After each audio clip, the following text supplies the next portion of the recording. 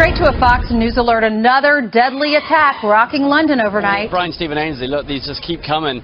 London constantly being attacked at the moment, but of course what makes this attack, which took place just in the street behind me here, what makes it so strikingly different is that this was for the first time a vehicle-borne attack on Muslims. And of course we've become almost used to seeing it the other way around, but this really shocking in this very diverse community where we're at now. Overnight, terror strikes London again. At least 10 injured and 1 dead on the scene, possibly unrelated to the attack. A crowd of worshippers just leaving evening prayers at a local mosque targeted in a malicious attack. At 12:15 a.m., authorities already calling it a major incident. A white van on Seven Sisters Road in North London suddenly accelerating, veering off the road and ramming into the pedestrians, leaving behind a trail of broken and bloodied victims. Bystanders wrestled the alleged suspect from this van, pinning him down until officers arrived. No one touched him, no one! When he was on the ground, I asked him, why did you do that? Why? Innocent people. He goes, I want to kill Muslims. Within minutes, police and emergency crews were swarming the scene, shutting down the area. Stop filming and get out of the corridor. People tended to the injured, administering chest compressions at the scene. It started as a night of worship during the holy month of Ramadan. Mosque members are seen here just moments before their night of prayer turned deadly. Horrified, nearby residents described a scene of carnage. This latest incident comes as the City of London is still on edge. Officials now call this a terror attack, and it is the 4th terrorist attack in Great Britain this year. Just 2 weeks ago, a white van driving on the London Bridge plowed into pedestrians, the attackers then going on a deadly stabbing spree. This morning, Prime Minister Theresa May saying this is a terrible incident. It is a reminder that terrorism, extremism and hatred take many forms, and our determination to tackle them must be the same whoever is responsible. There has been far too much tolerance of extremism in our country over many years. That is why this government will act to stamp out extremist and hateful ideology. A terror attack on a popular tourist destination in Mali. A UN security official in the West African nation says terrorists with guns stormed a luxury resort in a town near the capital. Reuters reports at least 2 people killed, but the UN official has yet to confirm the number of dead and injured. There are also reports of hostages. This area is popular with Westerners, and we're told officials from the French military mission in Mali, the European Union, and the UN were in the region this weekend. And today's attack comes just days after the U.S. State Department warned of possible attacks on Western diplomatic missions in the area. Attacks have become more frequent around the capital as French troops and UN peacekeeping forces have battled jihadists in the former French colony. We begin tonight with breaking news overseas. For the first time, a U.S. fighter jet has shot down a Syrian warplane. The details are just coming in. The Pentagon says the Syrian plane bombed U.S.-backed forces battling ISIS in the northern part of the country. President Trump has been briefed on the situation. The Pentagon says this was in self-defense. Cecilia, for the first time in almost 20 years, a U.S. aircraft has shot down another manned aircraft. This afternoon in the skies over Syria, the U.S. watched as the Syrian jet bombed the U.S.-backed positions. They got on the hotline to the Russians, said stop it. The Syrian jet continued to attack these positions, and shortly thereafter, the Navy pilot was cleared to fire an air-to-air missile and knock down this Su-22. Very tense situation over there. How much could this escalate the conflict in that region? Well, we saw President Trump make a very clear statement with the Tomahawk strike. Hopefully this will set some limits in the skies over Syria. The U.S. has been pushed by the Russians and the Syrians for a long time in the airspace over Syria, so hopefully this will calm things down. But it's up to Mr. Putin. The ball is in his court. He could escalate it to the point where this becomes a direct confrontation between U.S. and Russian forces. Okay. Russia has sent out a warning to the US-led coalition in Syria that it will view all aircraft as targets after a Syrian fighter was downed. The coalition attacked the Su-22 after it launched a strike on US-backed rebels in Raqqa province. Moscow said that it would no longer cooperate with the US in order to prevent air accidents. The Russian Defense Ministry said any aircraft, including planes and drones belonging to the international coalition operating west of the Euphrates River, will be tracked by Russian anti-aircraft forces in the sky and on the ground and treated as targets. Syria has condemned the shooting down, saying it was a flagrant attack with dangerous repercussions. Washington claimed the Su-22 had dropped bombs on Syrian Defense Force positions, and according to the rules of engagement, it was immediately shot down.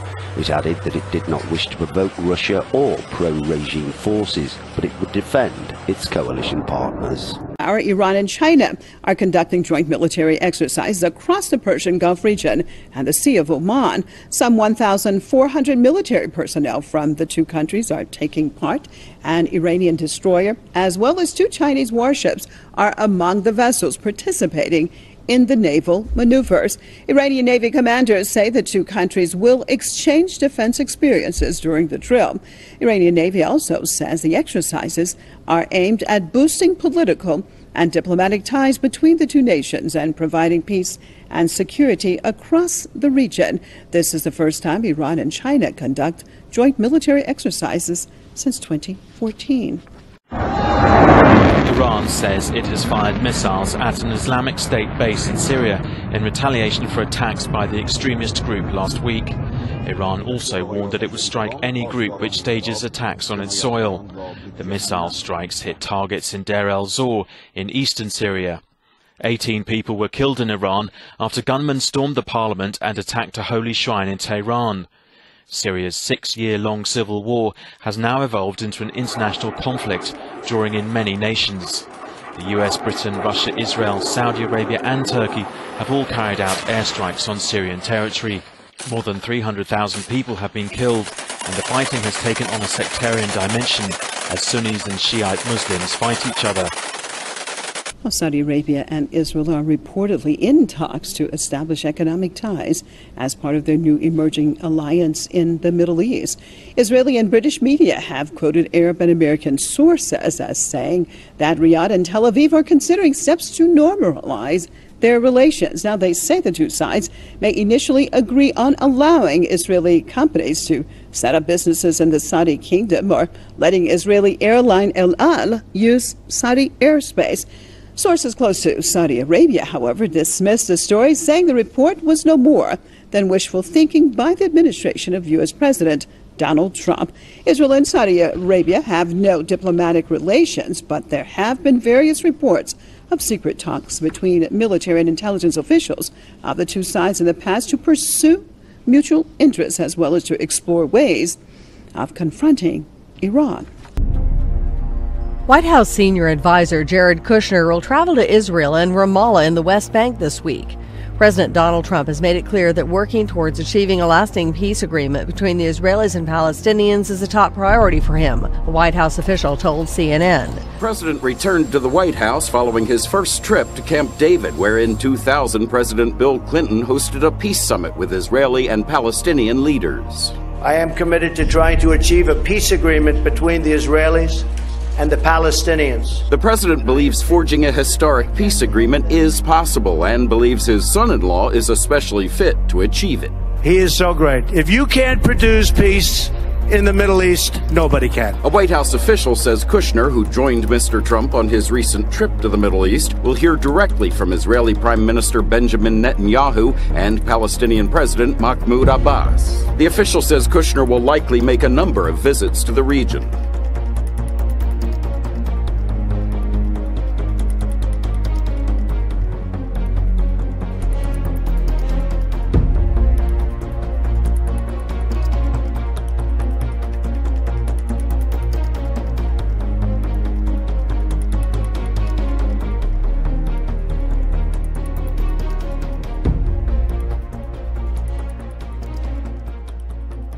In the wake of recent violence, the Israeli government is now accelerating a program to place cameras in the West Bank as an attempt to deter terrorism.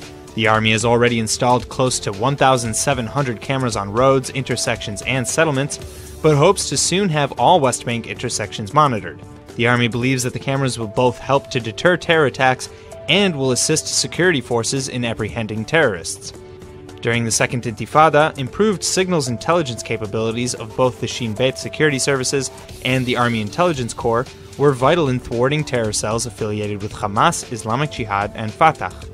However, the recent rise in lone wolf terror attacks has presented Israeli security forces with new challenges in apprehending and preventing Palestinian attacks. In addition to surveillance, Israeli security forces are also monitoring Palestinian social media accounts and have reportedly identified close to 2,200 Palestinians as being in various stages of planning attacks. Through Monday, NATO troops from multiple countries will be conducting war games in an area many fear is vulnerable to a potential Russian attack. Located near the border of Lithuania and Poland, the Suwalki Gap is 60 miles of flat land. On either side of the gap is Kaliningrad, Russia's western enclave, and Belarus, a Russian ally. Experts say the Suwalki Gap would be an ideal area for Russia to advance tanks if it tried to cut off the Baltic states from their NATO allies. It's been a cause for concern for years, but this weekend's exercise marked Lithuania and Poland's first large-scale defensive drill there. American and British forces are also among the 1,500 soldiers taking part in the drills. Well, Russia has condemned new anti-Cuba measures by the administration of U.S. President Donald Trump as, quote, regrettable. The Russian Foreign Ministry has confirmed its solidarity with Havana, saying the new Cuba policies adopted by the U.S. administration resemble Cold War rhetoric. Trump has ordered tighter restrictions on Americans traveling to Cuba and a crackdown on U.S. business dealings with the country's military. The U.S. president has described his predecessor's liberalizing ties with Cuba as terrible and misguided. He has, however, kept some changes made by former President Barack Obama, including the reopened U.S. embassy in Havana. Cuba has denounced Trump's move as hostile. North Korea claims its UN diplomats were, quote, mugged at a New York airport and had a diplomatic package forcibly confiscated by the police there. Pyongyang has blasted the US over the incident, calling it an illegal and heinous act of provocation, with tensions between the two countries already at a high over North Korea's detention of American citizens. North Korea state media said on Sunday that the regime's UN delegation had been robbed of a diplomatic package by U.S. officials at New York's JFK airport. The North Korean diplomats were reportedly on their way back to Pyongyang after attending a UN conference on the rights of persons with disabilities. The North branded the U.S. a lawless gangster state over the episode and said the international community should seriously reconsider the suitability of New York City as a seat of the United Nations. Department of Homeland Security spokesman David Lepan said on Sunday that DHS agents did confiscate multiple items from 3 North Korean nationals, but said they were not accredited members of Pyongyang's mission to the UN and thus had no diplomatic immunity. The latest incident comes amid heightened tensions between North Korea and the U.S. following the release of an American student who was detained by the regime for nearly a year and a half. 22-year-old Otto Warmbier was returned to his family in the U.S. last week, but remains in a comatose state, with many suspecting he underwent serious abuse while in captivity. Tens of thousands of American service members in Asia face a growing threat from North Korea. Dictator Kim Jong-un has carried out nearly a dozen missile tests since the beginning of the year. About 28,000 American troops are stationed in South Korea. Nora O'Donnell is on assignment in Seoul with a look at the threat and the approach of South Korea's new president, Moon Jae-in. With this new South Korean president, he is making a lot of news, promising to shake things up. Just take a look at the front page of the paper here. President Moon is now promising dialogue with the North. That puts him at odds with President Trump, raising a lot of questions about what the two leaders can achieve at next week's White House summit. This is the hospital here. Here in the heart of Seoul lies Yongsan Army Garrison, the U.S.'s largest military base in South Korea. And what's the total population of Yongsan? Well, the total supported population is nearly 22,000. We toured the base today with Garrison Commander Colonel Scott Peterson, who said they're ready for anything. Is it true that every family has a gas mask? They have protective equipment, that's right. So every family that comes through, children have special ones designed for them, spouses as well. The threat from North Korea is growing. Kim Jong-un is stepping up not only his technical capability, but also the pace. 10 missile tests just this year. What good options are there? It's called the land of lousy options.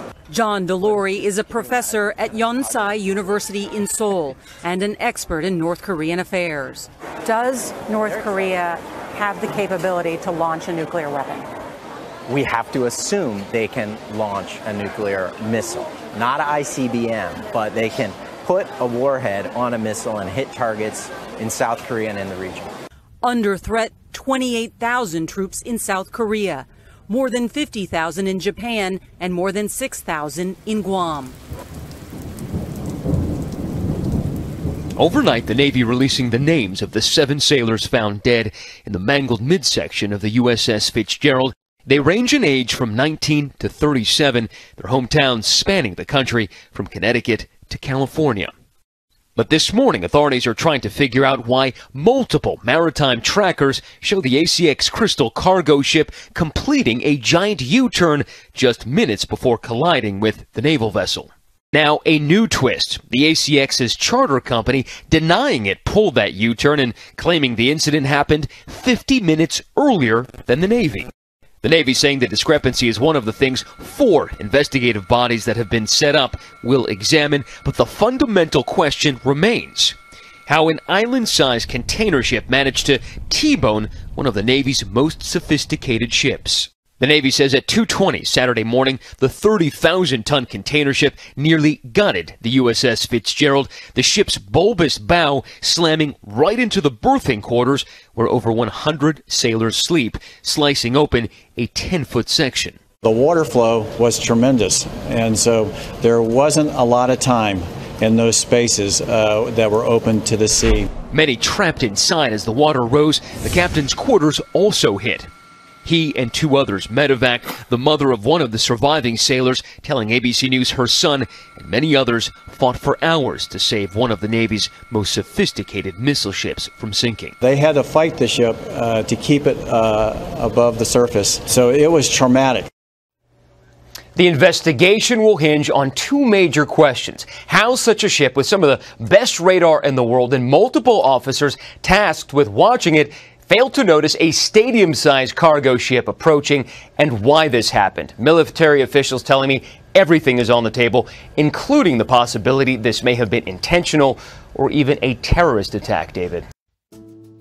CNN has reported that a manhunt is on for 4 foreign inmates who staged a brazen escape from an Indonesian prison early Monday morning. The men dug a 15-meter-long tunnel under the wall of Karabokan prison on the Indonesian island of Bali.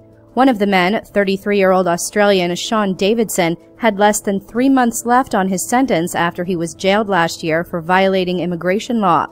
The 3 others, 43-year-old Dimitar Nikolov from Bulgaria, 31-year-old Syed Mohammed Saeed from India, and 50-year-old T. Kok King from Malaysia, were facing between 5 and 12 more years in prison. Police said immigration and airport authorities had been alerted and a manhunt was underway. Results from France's parliamentary election are clear. The Republic is marching forward with Emmanuel Macron. The newly elected president's party, Republic on the Move, and its ally, the Democratic Movement, won 350 out of 577 seats in the National Assembly. But public participation was low. Only 42% of eligible voters turned out, and that's even lower than the 48.7% who voted in the first round. The National Front Party, whose firebrand populist Marine Le Pen challenged Macron for the presidency, only won 8 seats. Macron's party put up challengers for 526 of the 577 seats. More than half were women, and 219 were new to politics. Also around the world, over in the United Kingdom, the country and the European Union have officially launched negotiations on their divorce. Brexit Secretary David Davis arrived in Brussels on Monday to hold talks with the EU's chief negotiator, Michel Barnier. The meeting comes a year after the UK voted in a referendum to leave the EU. Davis said he hopes the talks would produce a deep and special partnership with the European bloc, while his counterpart, Barnier, said he hoped they could agree a format and timetable.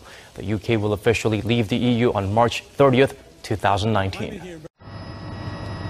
UK police have released images of the inside of Grenfell Tower and have warned the death toll will rise above 58.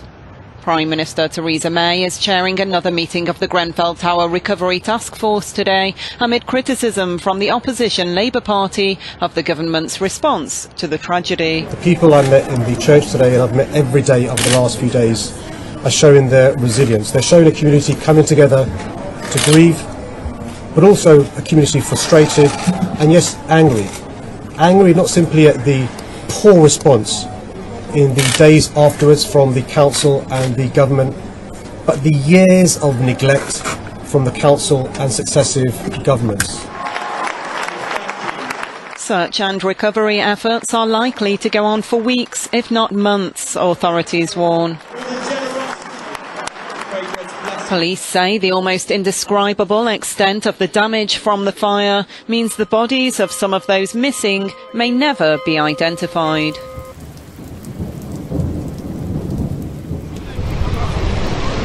Portugal's Prime Minister has called it the greatest tragedy of human lives witnessed in the country in years. A forest fire raging in the mountainous central Pedro Grande area since Saturday has killed more than 60 people and wounded 59, 5 of whom are in a serious condition. A number of others are said to be missing, including a friend of this man. Over 20 villages have been affected by the inferno, which police say may have been caused by lightning striking a tree. My sister's house burned down, said this woman. The police came looking for us because we couldn't breathe. The government has declared 3 days of national mourning. It has deployed 2 army battalions to help some 400 firefighters to tackle the blaze. Help has also been offered from the EU, France and Spain.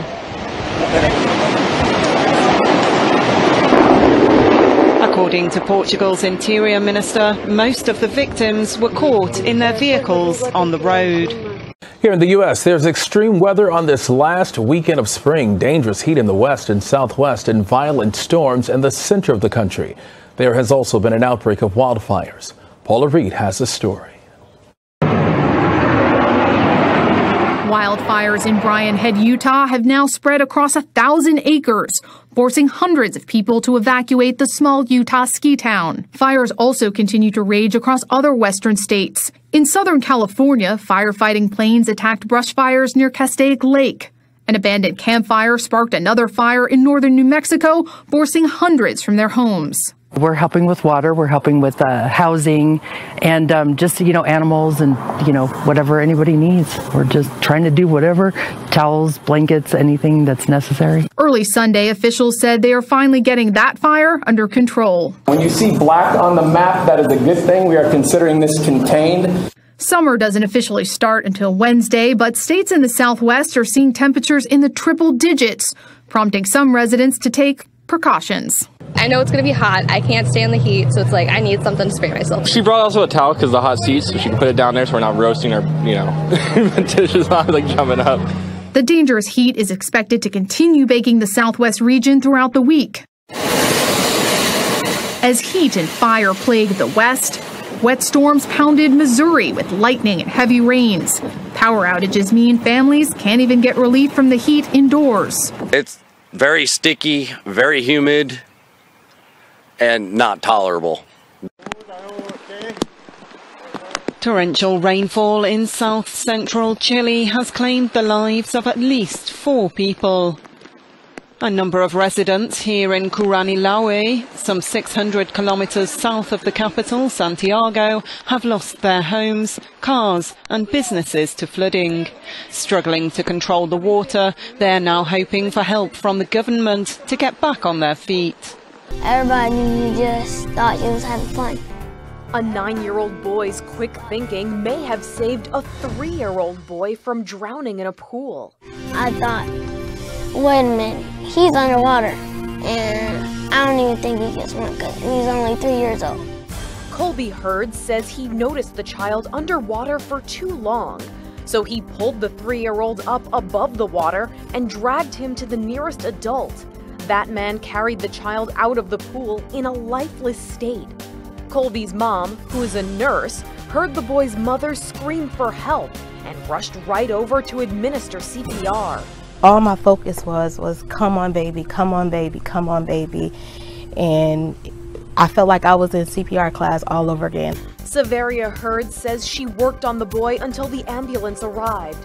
The boy was taken to the hospital where he was treated for water in his lungs. And today his mother says he's doing well. As pleased as Severia was to get the boy breathing again, she says she was most proud of Colby for doing his part to help the boy. I'm like, it was you? And he's like, yeah, Mom. When I found out it was him, like, I gave him a hug. Now Colby and his mom are being hailed as heroes for preventing a tragedy. And no one is more grateful for their actions than the child's mother. Him and his mom saved my baby life, and I thank them so much. I thank God for having them around and for her to have the heart and for him to be so courageous to do something. Take care of the people you don't know, but it's always a responsibility. If someone doesn't see them, you should just help them even though you don't know them.